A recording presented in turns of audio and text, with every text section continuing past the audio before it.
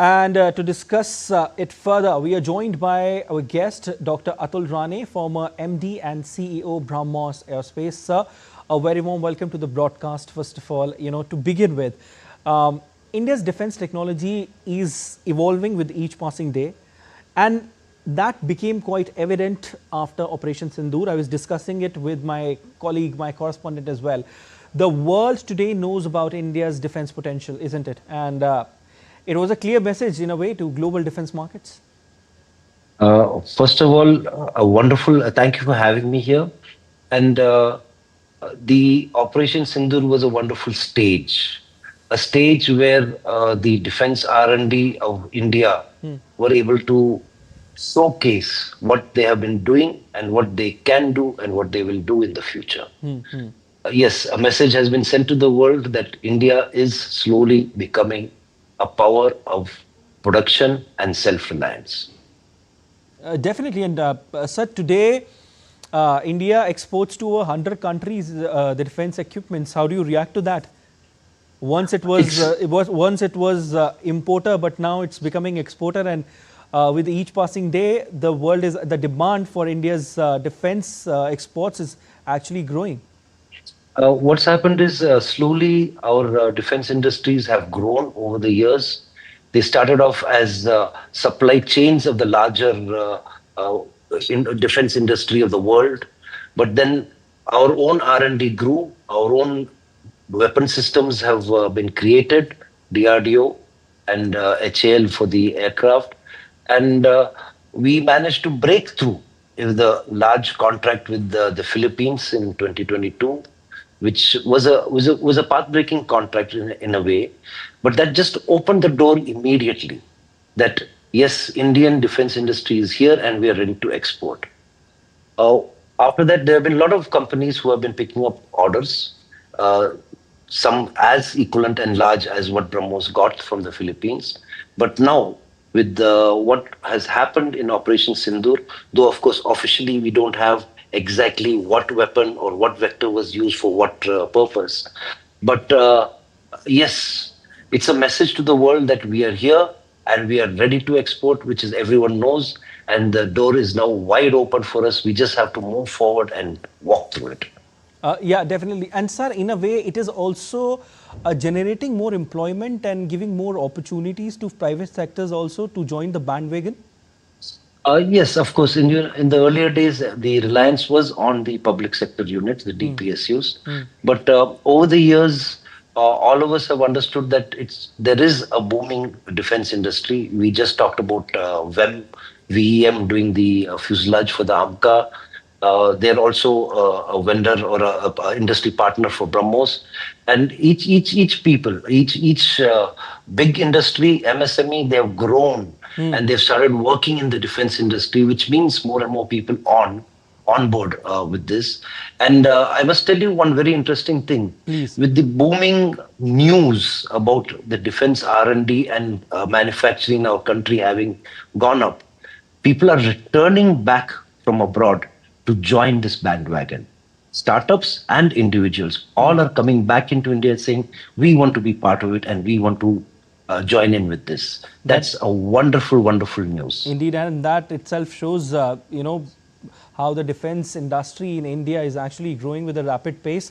Also, sir, I would want to ask you that when you compare, see the defense industry of India has grown in fact over the years and still on its path.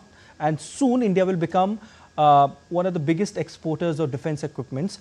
How do you analyze this growth over the years? What is, of course, the various fillets and schemes and the methods that the government has put forward to us. The government of India is extremely supportive of the idea of going into the private sector.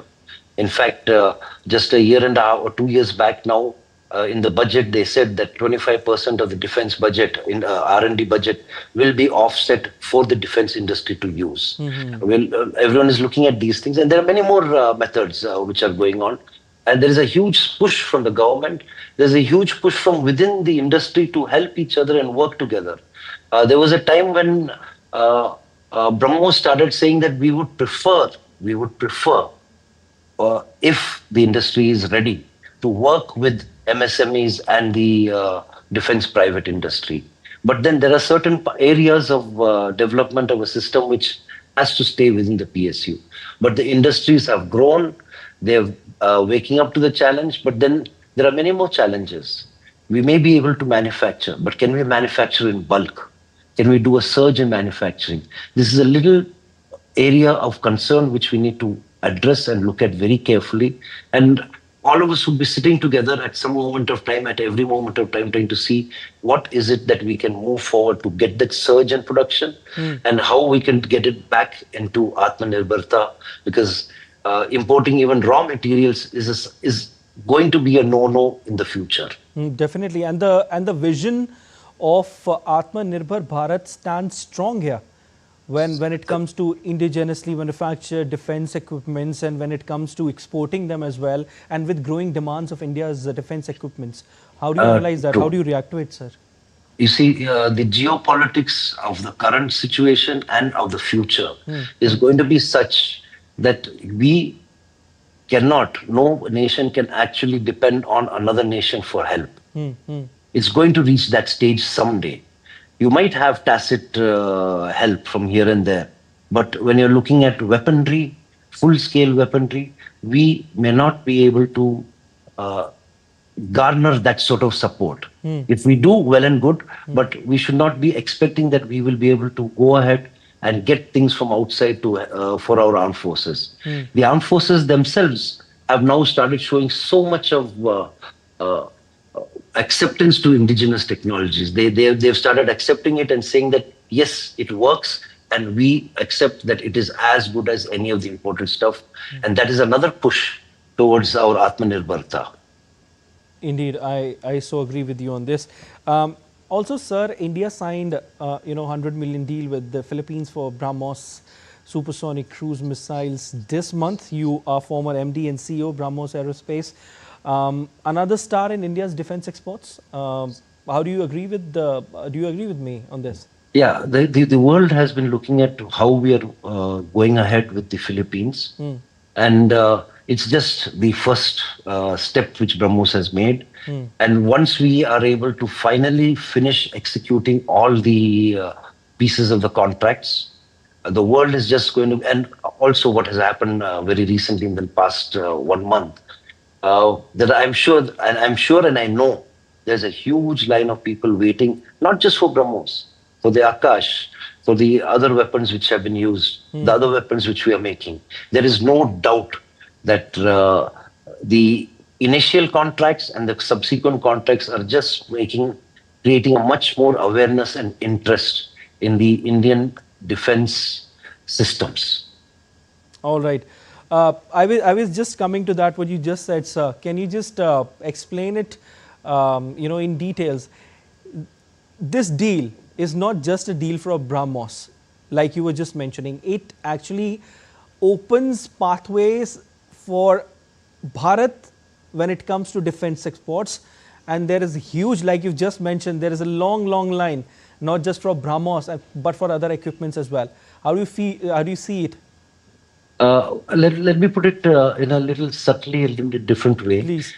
Yes, Philippines is in the process of acquiring BrahMos. Now, you have an installation where BrahMos is deployed. You need to defend that installation. To defend that installation, you need more weapons. You need drones. You need surface-to-air missiles. You need firepower. All this, since you got BrahMos from India, why not go whole hog with India for the rest of the things also? And we are also fairly price competitive with respect to all the other defense systems. BrahMos is an expensive piece of weapon. It's technology after all. But in the other areas, we do have a very, very competitive price, and we are entering into an extremely competitive market. It's a dog-eat-dog world out there when it comes to defense exports.